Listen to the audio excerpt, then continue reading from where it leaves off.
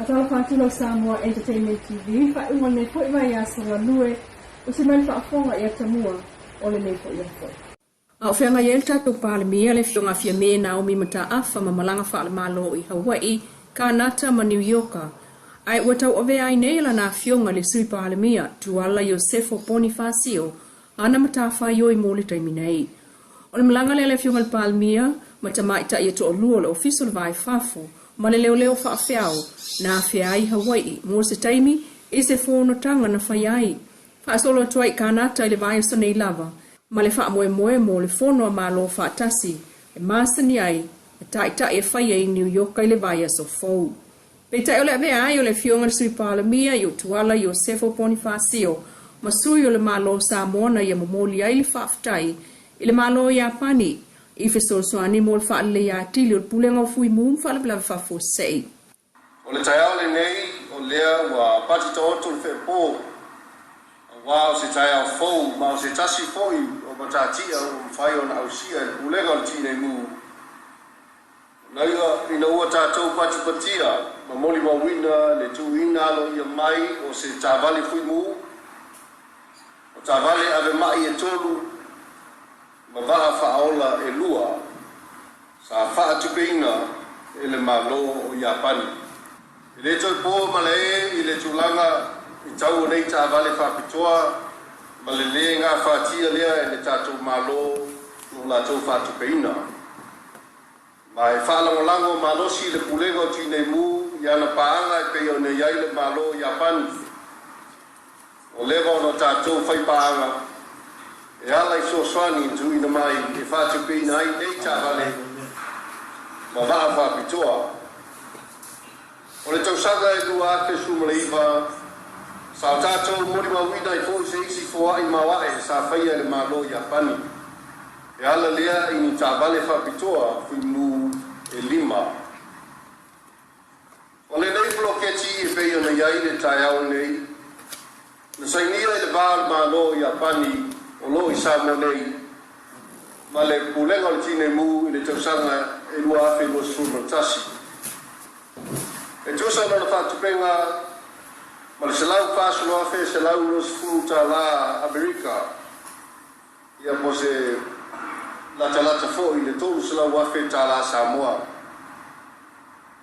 Le nganga whaftai lea I le nei tai au, ona o nei Samaria ngalo nei o mwhai ona soasoi mai, I lo tātou malo e ala mai le nei fuahi. O le tango mai o nei tā vale whapitoa fui mu, tā vale ave mai ma waa whaola, o tala whiunga lava lea ma le miti a le malo, e whalau ai te tele le au unanga a le pulenga tine mu, e peo na iai fufuanga, mo isi ona la e fia whatuina I le tu sifo, ma le tu saio le atinu. O no mai tauina le telefoi o whala ve lave, o alia mai ia vaenga o le atinu. Teleton foi o la iai sesi fuafuanga, ia mo sesi fale fui mu I le motu tele o savai.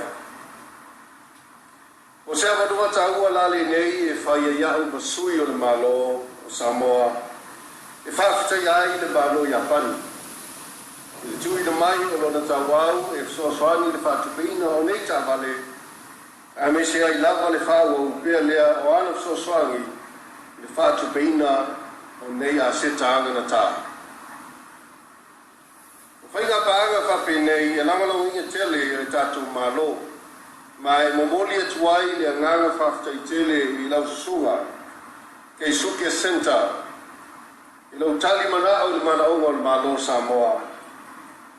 Le nganga maulunga I whatu mawina pea, la tātou whainga paanga, e whasoaswani ai le atina ina, o le tamawa inga, e maisi o tangata anu o le nei o tunu. Olo awa ia tu le whionga le palemia I le whono malo o whatansi New York I le vai fou. E au fiai ma le whelo inga tai, a malo le Pasifika ma le Presidente o Amerika, Joe Biden. O taunu oi nei ai tala fua Samoa mo le taimi mua talu mai le tele o tausanga o tuanai. I lalo ifo le pili ona tala. Talumailua fesfulvalu sa o vatu le piliona le italafo le malo Samoa. Ma whaasoloi foi lava ina whaaititia mai. O le italafo le malo o iei le tausanga whaaltupelu o lua tasilu o lua lua. Na iei le iwa se lau whaabalu tesimal miliona. Tusa male 5 miliona ta lau whaititia ai. Whaatusa ile tausanga whaaltupelu matulua o lua tasi. Sa whaamawina ile tasi le piliona ta la le italafu. I whaamaunga le Samoa Bureau of Statistics. Ile tala whaaltupe le malo e pawatu ya yuni lua o lua lua. O le itala whaamawina e iwa se lau $5.7 miliona ta la. Sa au mai whafo atu i whaapaanga na totoe mai eila italafu i tonu lava o Samoa i le tasi $10 miliona. O italafu mai whafo sa i le whase lau valu $5 miliona o whaititia le $10 miliona ta la. Whaatusa le 5 miliona ta la. Le italafu na iei tausanga whaaltupe lumatu lua o lua tasi. O le tele o italafu na whaia mai lea le malo, mai le World Bank ma le Asian Development Bank, le 5.10% ma le toluvalu $10 ma ua whaititia na italafu whaatusa i le a whai na iei i le tausanga whaaltupe lumatu. Ai talafu na whaia i lalo malienga e pei o le PRC po le People's Republic o Sene ma le Chaika po Iapani e whaase la wona tasi $10 miliona i le lua tasi lua. O le nao whai e tolu se la wiwa $5 miliona ma le PRC po Sene ai ono fitu $10 miliona ma le Chaika po Iapani. O na ai talafu umai lua ua whaititia foi i le 2.2% po le iwa miliona ma le sufitu pasene po le sutolu $10 miliona ta la. Whaatusa le tausanga whaaltupelu o lua tasi. O leo whai o aitalafu olo i Samoa nei e tasi $10 miliona. O whaititia le 2.2 miliona whaatusa i le paleni o le tausanga whaaltupelu o i le lua tasi. E se fulu tolu wafe ta la Australia. Le taualenga o inga lea wa tatalo mai nei pulenga o leo mo whalipui le tunu ulau tele. E fesosani atuai. O loa wanga o ia e au fiai me po ea te tu ainga le Sony serial number. Fitu o fitu. O na mata po lenses ma le pusa. Express memory card.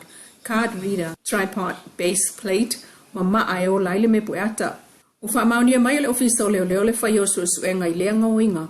Na tupu lata i le fio anga o salamumu. Lea o lo opu e ai lea ta TV show o Australia Survivor. Na ta ua le fonga o mtanga rengo leo. O le sui komisina le sunga pali i Mona Lisa. O le whaale tonu lea na tupu le stoltasi o kusa o lua lata i salamumu. Ma ua ngā lua i nei le vaenga su o mtanga renga ma ua tau sanga ina fo i le tinu lau tele. Ne i tau mawhai se isi e whaata wane se o loa o ta ua ilunga. E feso o ta iane ofisa o leo. O le vaenga lona se fulu leo le TV show Australia e whaata tau i le Heroes vs Villains. Na nganulu e fo i le aupu e talaval nei TV Australia i Samoa i le tausanga dua fesfuluono. Pa Samoa Entertainment TV, ma tamua i whai ungol nei vai asa, toi whenua i fo i le vai asa fo leo fo le tua, ai wha asoi fo